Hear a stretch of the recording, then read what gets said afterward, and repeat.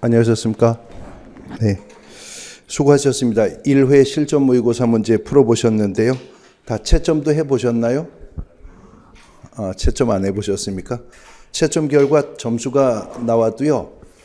실제 시험은 이거보다는 쉽게 출제가 됩니다. 시험에서 틀리기 쉬운 문제들로 선정해서 우리가 훈련하는 과정이기 때문에 그렇지, 실제 시험에서는 또 그냥 거저 주어지는 문제들의 난이도 문제들도 꽤 섞여 있기 때문에 훨씬 높은 점수 득점할 거라고 생각하시고, 결코 그 채점 결과에 슬퍼하거나 노여하시지 말고 틀리셨던 문제들 왜 틀렸는지 원인 분석해서 동일하거나 유사한 유형 문제 출제가 되었을 때 실수를 반복 안 하시면 되죠. 1번부터 보겠습니다. 다음 설명 중에서 옳은 것을 고르시오. 1항 개업공인중개사는 중개업을 영위하는 자를 말한다. 중개업을 하는 자는 개업공인중개사인가요? 아니죠. 개업공인중개사라 함은 이 법에 의하여 중개사무소에 개설, 등록을 한 자가 개업공인중개사입니다. 개업공인중개사가 아닌 자도 중개업을 할 수가 있게 되니까 무등록 중개업을 하는 자가 3년 이하의 징역 또는 3천만 원 이하의 벌금형으로 처벌을 받는 겁니다. 1항 틀렸고요. 그 다음 2항 중개업은 다른 사람의 의뢰를 받아서 일정한 보수를 받고 중개대상물의 매매, 교환, 임대차, 그 밖의 권리의 득실 변경에 관한 행위를 알선하는 것을 말한다. 중개업이 되기 위한 중요한 요건 하나가 빠졌죠. 뭐가 빠졌어요? 업이 빠졌습니다.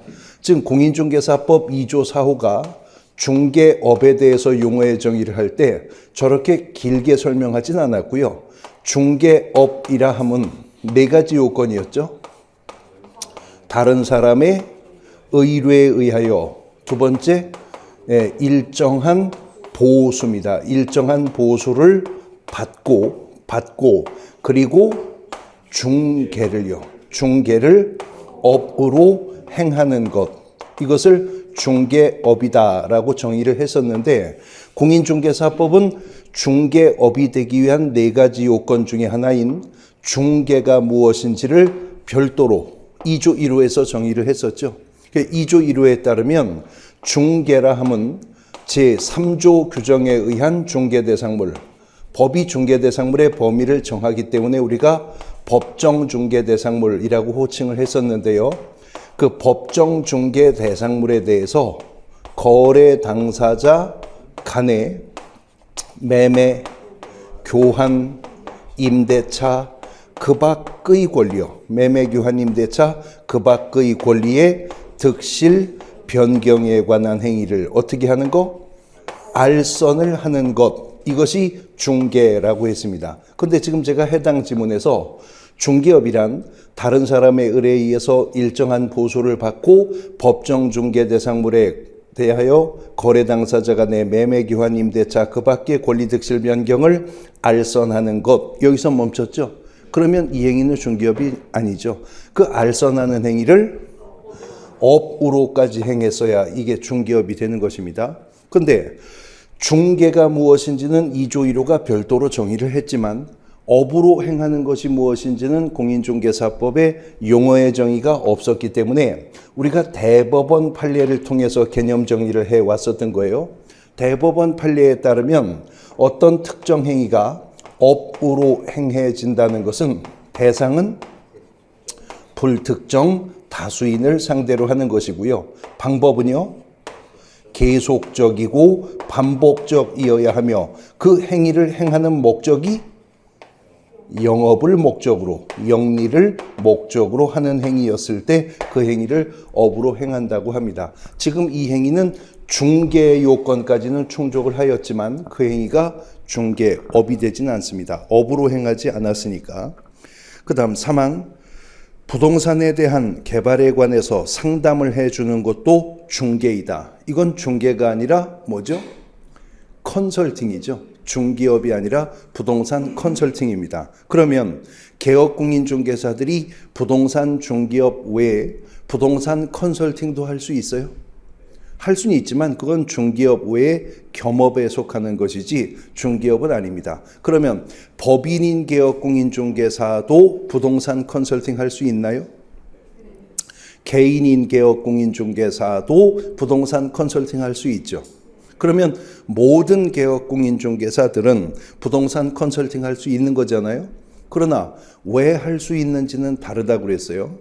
개인인 개업 공인중개사들이 부동산 컨설팅을 할 수 있는 이유는 하지 말라고 한 적이 없으니까 할 수 있다는 거죠. 원래 겸업이 허용되고 있는 자들이니까. 근데 법인인 개업 공인중개사도 부동산 컨설팅을 할 수 있지만 왜 할 수 있냐면 14조가 하라고 한 적 없습니다. 하기 싫으면 안 해도 된다고요. 14조가 할 수 있다고 허용했기 때문에 할 수가 있는 겁니다. 그러나 이건 겸업이지 중개업은 아닙니다.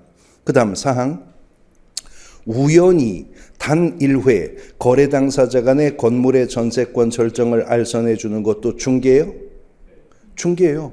우연히 한 번 했으면 계속성 반복성이 없습니다. 그러므로 그 행위는 중개업이었다고 말할 수가 없는 거죠. 그러나 우연히 한 번 했다 하더라도 건물, 중개대상물이죠. 당사자 간의 전세권 알선할 수 있는 그 밖의 권리잖아요. 그러니까 건물의 전세권 설정 알선을 했으면 그 행위는 중개인 것입니다. 그러나 우연히 한 번 했으면 업으로 행한 것은 아니니까 중개업은 아니지만 중개라는 거죠.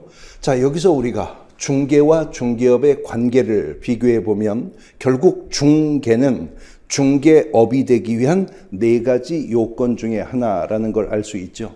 그러면 어떤 특정한 행위가 중개이기는 하나 그 행위가 중개업은 아닐 수도 있는 건가요?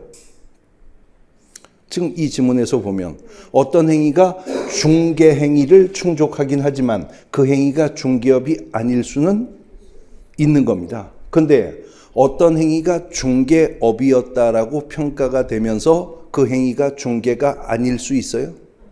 그럴 수는 없죠. 중개업이 되기 위한 4가지 요건 중에 핵심 요건이 중개가 있었어야 되는 것이니까요. 그러면 적법하게 부동산 중개하려면 중개사무소 개설 등록해야 됩니까? 적법하게 부동산 중개를 하려면 중개사무소 개설 등록을 해야 하냐고요? 아니라고 그랬어요. 중개는요, 중개사무소 개설 등록을 안 해도 할 수 있다고 그랬죠.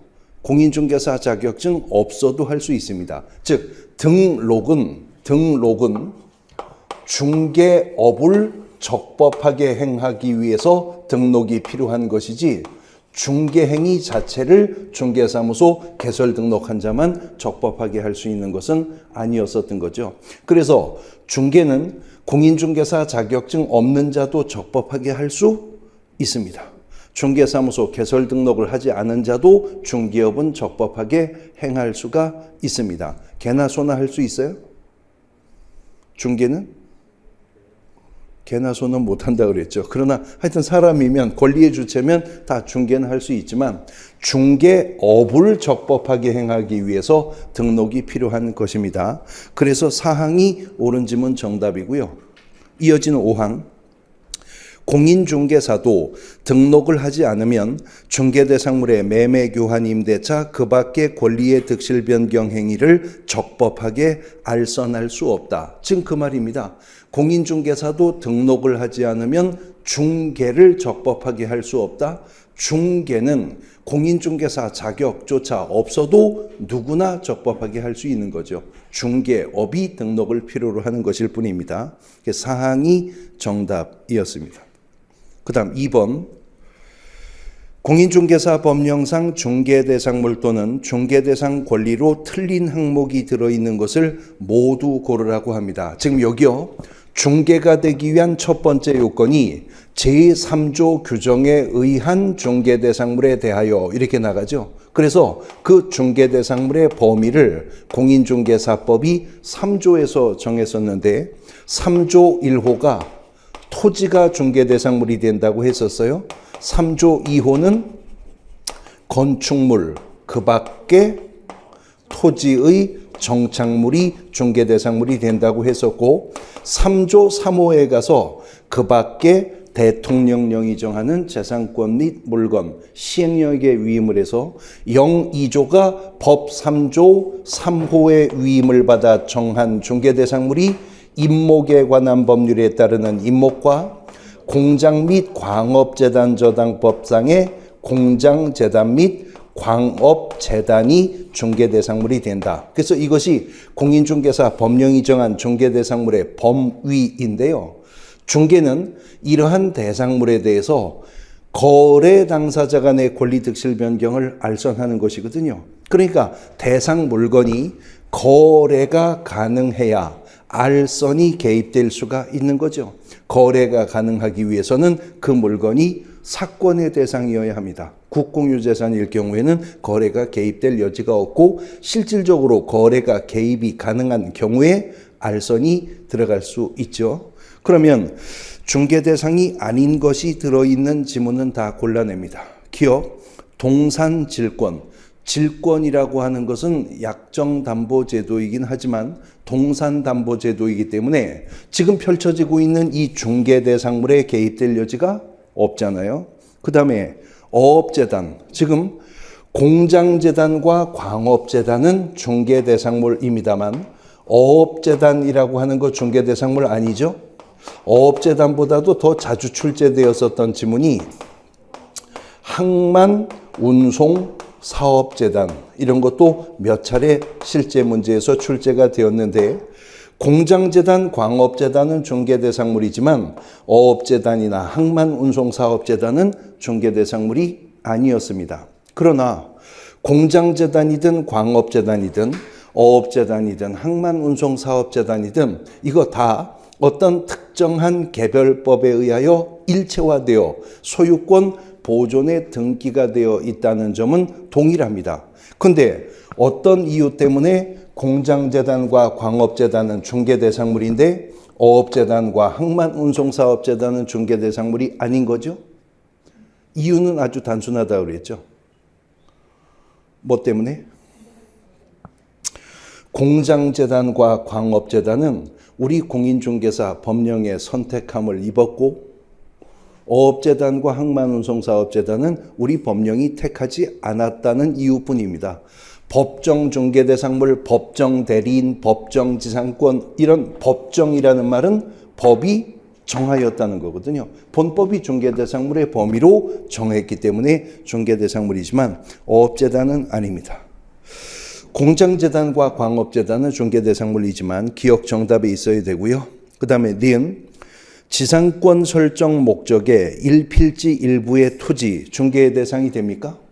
여기 매매교환 임대차 그 밖의 권리의 득실 변경을 알선하는 게 중개라고 할 때 이 알선할 수 있는 그 밖의 권리 중에는 용인물권이라면 그게 지상권이든 지역권이든 전세권이든 그러한 용의권의 설정이든 이전이든 다 알선할 수 있는데 심지어 이러한 용의권들은요 분필하지 않은 한 필의 어느 한 부분에만도 지상권 설정할 수 있죠.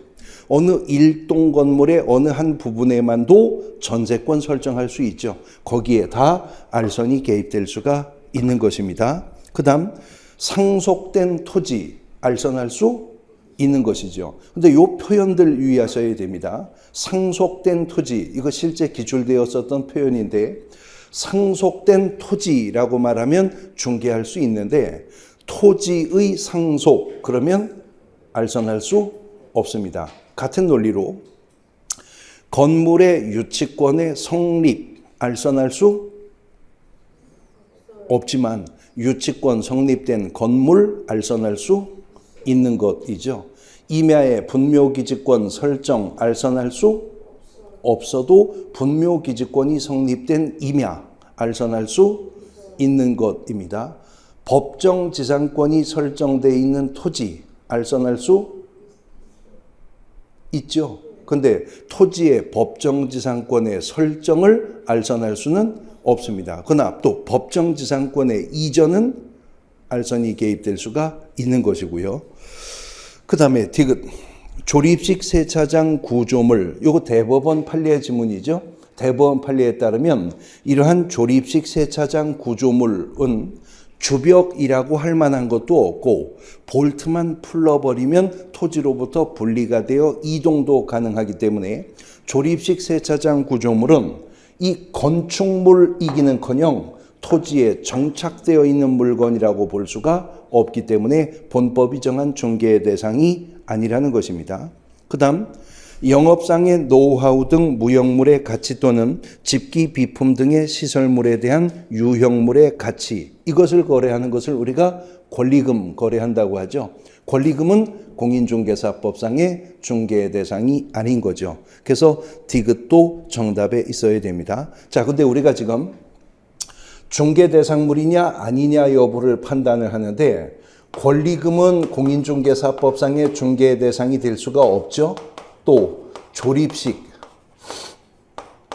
세차장, 구조물 같은 것들은 공인중개사법상의 중개의 대상이 아닌 것입니다. 그런데 중개 대상물과 아닌 것을 입법상 구별하는 이유가 개업공인중개사 등록을 한 자는 이 중개 대상물들만 중개할 수 있는 건가요?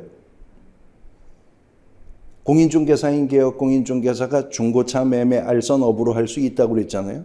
부칙상의 개업공인중개사가 선박거래 알선을 업으로 할 수도 있죠. 그러니까 중개대상물의 범위가 정해지는 이유는 등록을 한 자, 개업공인중개사는 이것만 중개를 업으로 행할 수 있다는 의미가 아니라 이것만큼은 등록을 한 자만 적법하게 중개를 업으로 행할 수가 있다는 거죠. 그러니까 법정 중개 대상물에 속하지 않는 것들도 개인인 개업공인중개사들이라면 겸업으로 알선을 업으로 행할 수가 있습니다. 그러나 법정 중개 대상물이 아닌 것들이라면 공인중개사 자격이 없어도 중개사무소 개설 등록을 하지 않은 자들도 그런 것들을 중개를 업으로 행하거나 말거나 공인중개사법은 상관하지 않을 거라는 거죠. 그래서 이 조립식 세차장 구조물 판례가 그렇게 나온 거죠.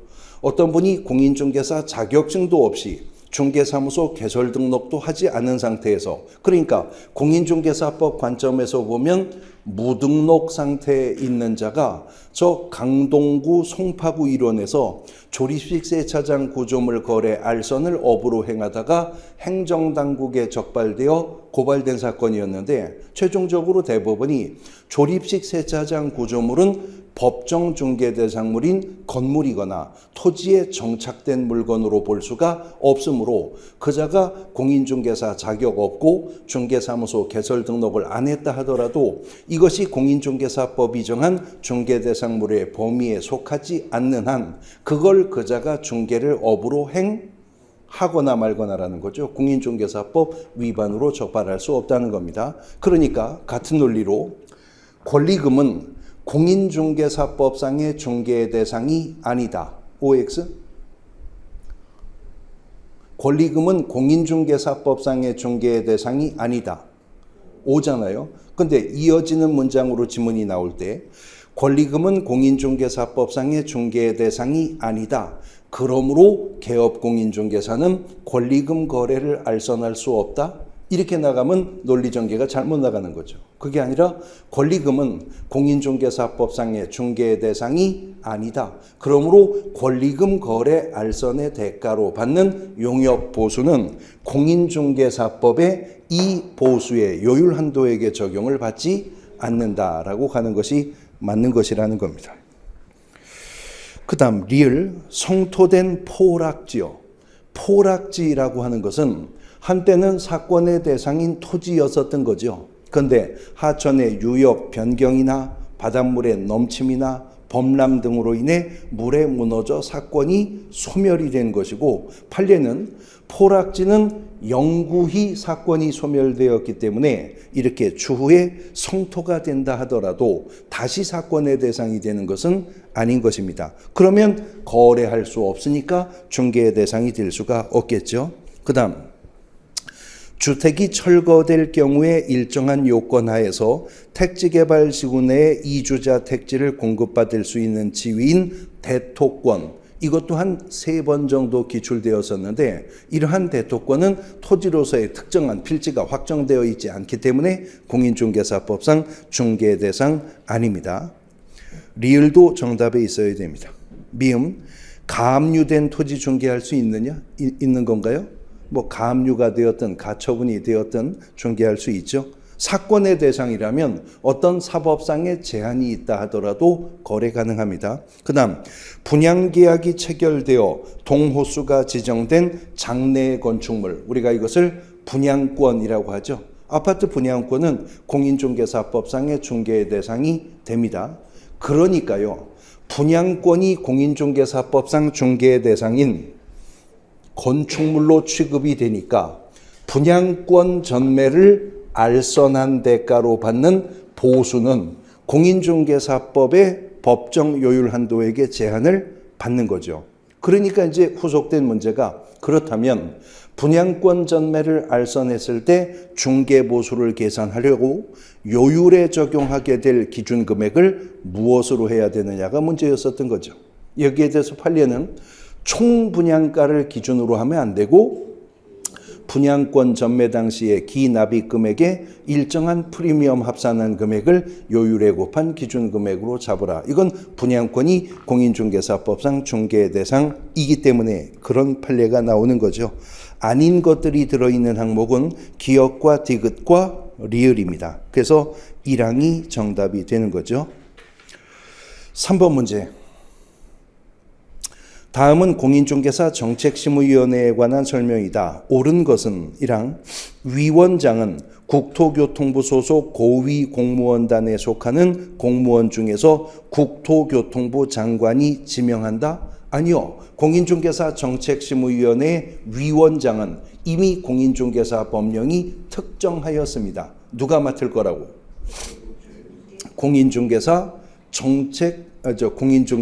국토교통부 제1차관이 위원장이 될 것이라고 정했죠. 부위원장은요? 없습니다. 그런데 공인중개사협회 공제사업운영위원회는 위원장도 한 명이 있고 거기는 부위원장도 한 명이 있었죠. 그건 누가 맡아요?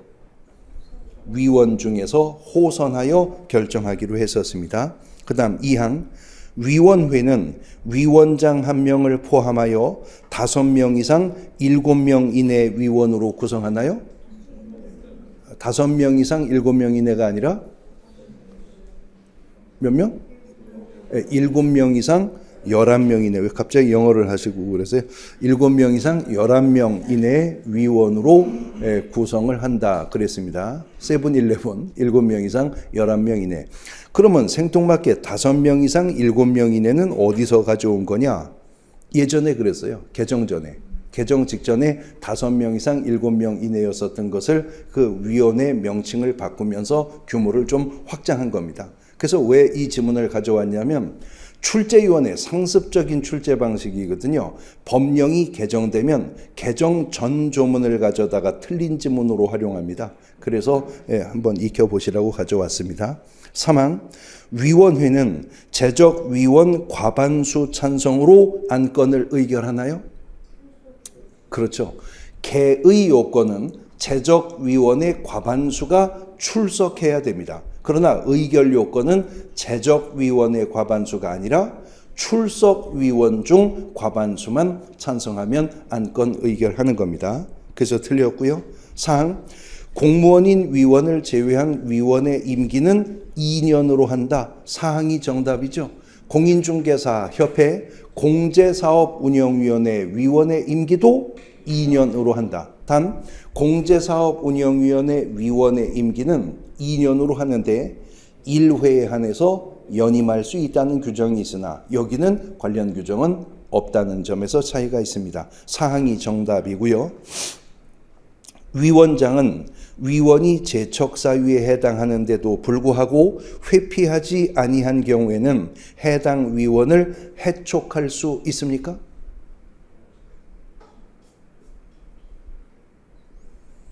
오항, 위원장은 위원이 제척사유에 해당하는데도 불구하고 회피하지 아니한 경우에는 해당 위원을 해촉할 수 있다. 옳아요?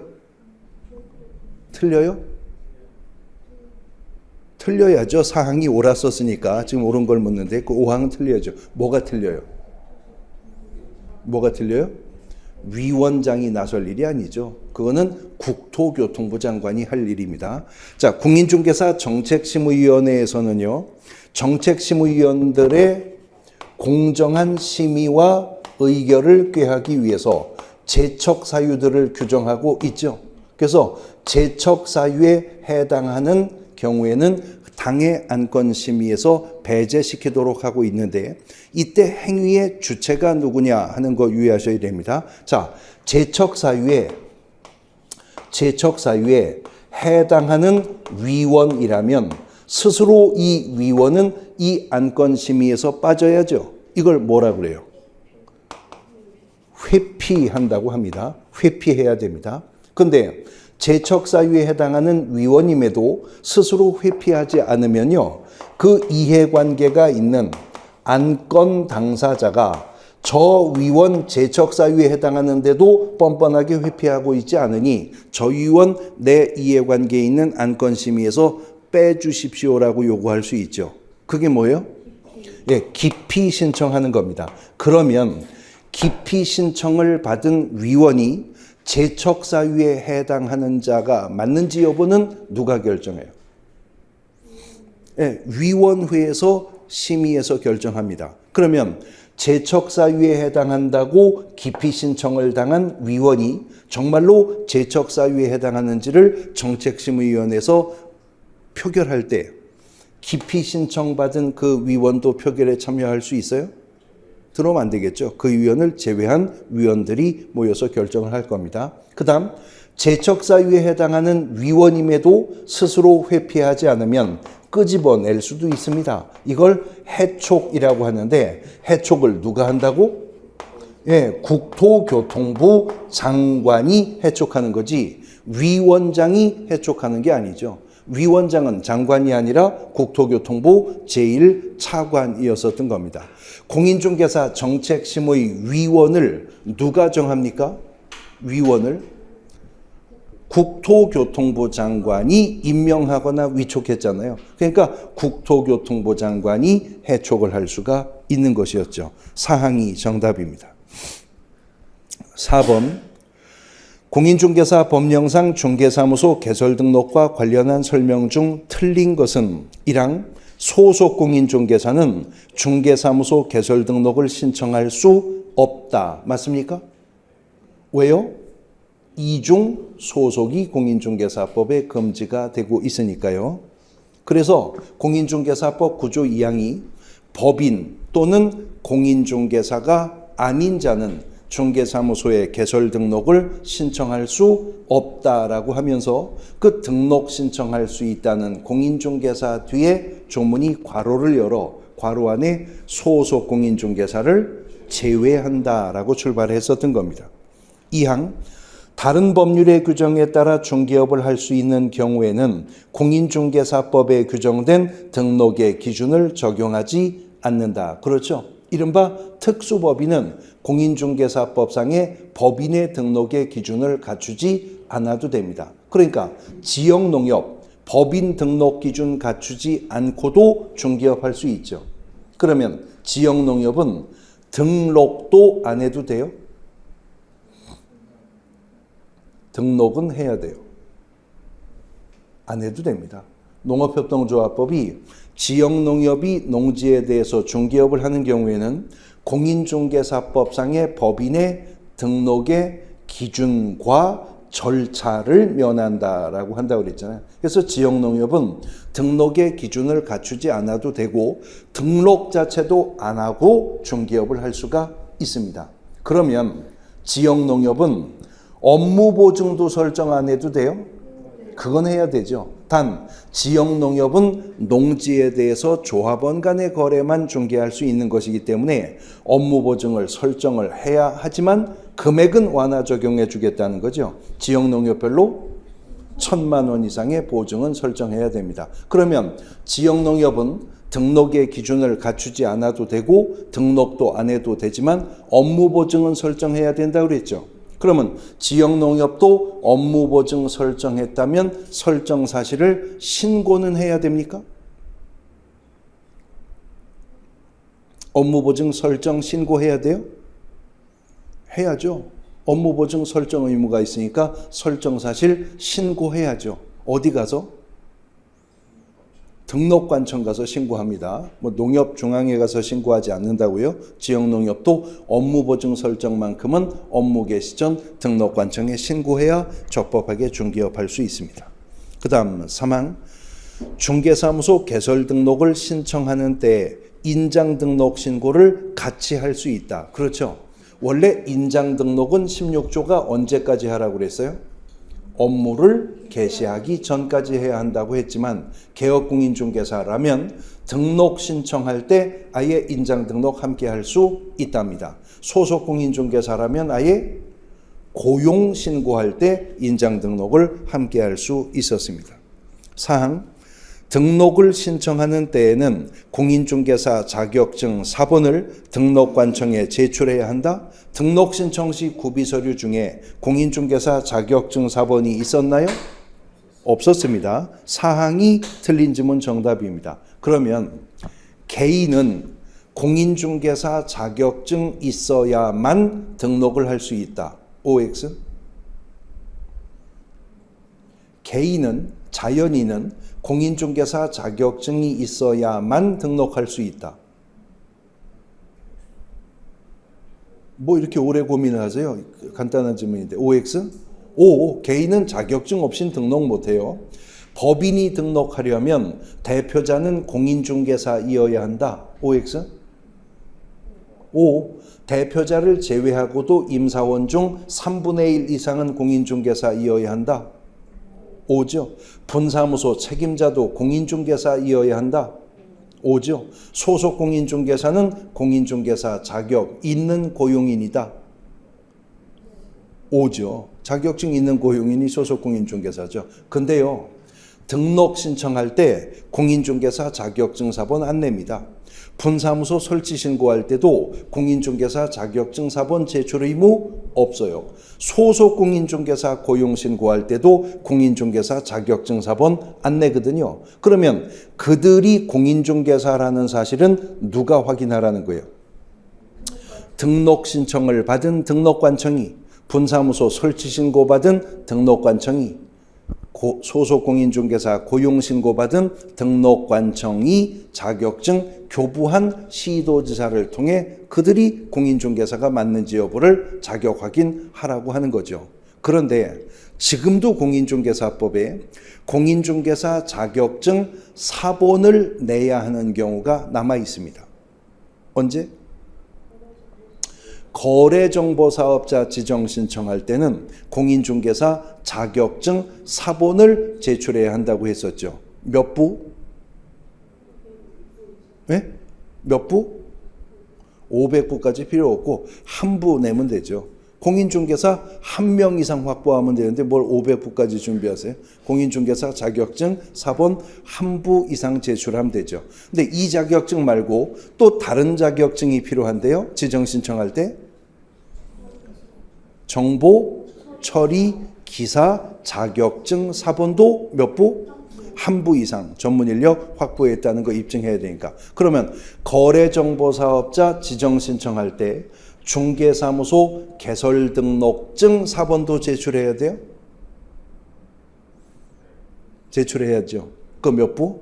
그게 500부 이상 필요하죠. 500명 이상 개업공인중개사에게 가입 이용 신청 받았음을 입증해야 되기 때문에 그렇습니다. 자, 거래정보사업자 지정 신청할 때는 공인중개사 자격증 사본 내요, 원본 내요?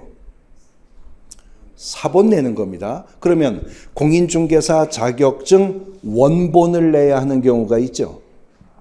언제? 휴업 신고할 때, 폐업 신고할 땐 등록증 원본을 내지 왜 자격증을 내요? 자격증 원본을 내야 하는 때가 있어요. 그렇죠. 잘렸을 때 공인중개사 자격 취소 처분을 받았다면 자격증 원본 내야죠. 언제까지? 7일 이내에 반납해야 됩니다. 그 반납 안 하면 100만 원 이하의 과태료 처분 사유에 속하게 됩니다. 그 다음 해석상, 규정은 없지만 해석상 공인중개사가 자격증 원본을 또 줘야 되는 경우가 있어요. 언제일까요? 직접적인 규정이 있는 건 아니지만 공인중개사가 자격증 원본을 줘야 할 일이 있다고요. 원본을. 어떤 때? 소속 공인중개사로 고용되었으면 사장한테 자격증 원본 줘야죠. 왜요? 그래야 받아가지고 소속 공인중개사가 걸어놓지, 이거 안 걸어놓으면 사장이 100만 원 이하의 과태료 처분 받거든요. 그러니까 소속 공인중개사 고용됐으면 사장한테 자격증 원본 줘야 됩니다. 것이라고 안 걸면 100만 원 이하의 과태료 처분 받을 거니까요. 4항이 정답입니다. 틀렸습니다.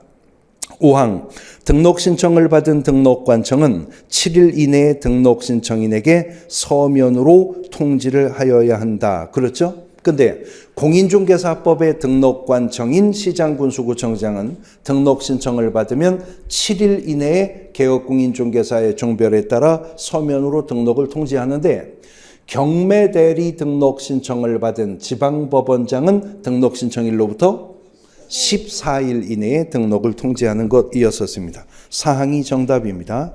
5번, 공인중개사법상 등록의 효력 소멸과 관련한 다음 설명 중에서 틀린 것은, 그랬습니다. 공인중개사법상 등록의 효력이 소멸하는 원인은 셋 중에 하나죠. 첫 번째, 등록이 대인적이면서 일신전속적 성격을 갖기 때문에 개인인 개업공인중개사가 사망하거나 법인인 개업공인중개사가 해산을 하면 그 즉시 등록 효력은 권리능력의 종기를 맞는 시점에 함께 소멸합니다. 그 다음에 두 번째는 개업공인중개사가 등록의 효력을 소멸당할 수가 있다고 그랬어요. 그래서 학생으로 치면 퇴학 처분에 해당하는 행정처분이 있는데 뭐죠? 등록 취소 처분입니다. 여기서 유의하셔야 될 것은 등록 취소 처분을 받았을 때 등록 효력이 소멸한다는 거지, 등록 취소 사유에 해당하게 되었다고 등록 효력 소멸하는 것은 아닙니다. 그 다음에 세 번째는 개업공인중개사가 스스로 등록의 효력을 소멸시킬 수가 있습니다. 어떻게 하면 돼요? 학생의 자퇴에 해당한다 그랬죠? 폐업신고입니다. 폐업신고하여 폐업신고가 수리되는 순간 등록의 효력은 소멸하게 되는 것입니다. 자, 틀린 것을 묻습니다. 1항, 법인이 해산하면 등록의 효력이 소멸하며 법인의 해산은 필요적 등록 취소 사유에 해당한다. 그렇죠?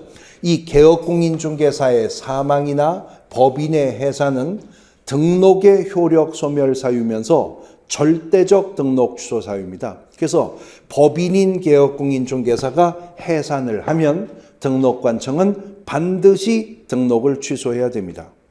그러면 법인인 개업공인중개사가 해산하여 등록관청이 등록 취소 처분을 내렸다면 등록증 7일 안에 반납해야죠.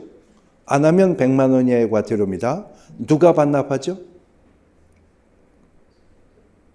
다시, 법인인 개업공인중개사가 해산하여 등록관청이 등록 취소 처분을 내렸다면 7일 안에 등록증을 반납해야 되잖아요. 누가 반납한다 그랬어요? 누가? 대표자고 뭐고 없어요. 해산했다니까요, 이미. 그래서 누가 반납하도록 했다고요? 대표자 이 어떤 자가 반납해야 한다고 규정하고 있다고 그랬죠. 지금 해산했으니까 대표자고 뭐고 없잖아요. 그러니까 공인중개사법은 대표자 이 어떤 자가 7일 안에 등록증 반납하라. 반납 안 하면 100만 원 이하의 과태료 처분이 떨어집니다. 누구한테? 네, 대표자 이 어떤 자가 100만 원 이하의 과태료 처분 받게 될 거라고요. 그 다음 2항, 필요적 등록 취소 사유에 해당하는 경우 등록의 효력은 그때로부터 소멸한다? 그래요? 절대적 등록 취소 사유에 해당하면 해당하는 순간 등록 효력이 소멸하냐고요. 아닙니다. 등록 취소 처분을 맞아야 등록 효력이 소멸하는 게 원칙이죠. 자, 예를 들어 개업공인중개사가 결격 사유에 해당하는 것은 절대적 등록 취소 사유 맞죠? 그러면 개업공인중개사가요, 법원으로부터 파산 선고를 맞았습니다. 지금 결격 사유에 해당되었나요? 해당되었죠. 근데 개업공인중개사가 법원에서 파산 선고를 맞고도 중개업을 계속했습니다. 무등록 중개업 한 겁니까? 다시, 개업공인중개사가 법원에서 파산 선고를 맞았는데도 불구하고 중개업을 더했다면 무등록 중개업 한 거냐고요? 아니에요. 지금 절대적 등록 취소 사유에 해당되었지 아직 등록 효력은 살아 있습니다. 단 법원에서 파산 선고가 내려지면 결격 사유에 해당되었기 때문에 등록관청은 반드시 등록을 취소해야죠. 등록 취소 처분을 맞았는데도 중개업을 더했을 때 비로소 이 사람은 무등록 중개업을 하는 거예요. 등록 취소 처분이 있어야 등록 효력 소멸하지, 등록 취소 사유에 해당했다고 등록 효력이 소멸하는 것은 아닌 것이 원칙입니다. 근데 우리 공인중개사법에 절대적 등록 취소 사유가 8가지 있죠. 상대적 등록 취소 사유는 11가지 있죠. 그러니 공인중개사법의 등록 취소 사유가 모두 몇 가지예요? 19가지요. 근데 19가지 등록 취소 사유 중에 딱 하나의 사유는 그 사유가 발생하는 그 즉시 등록의 효력이 소멸하는 게 있습니다. 그게 뭐죠?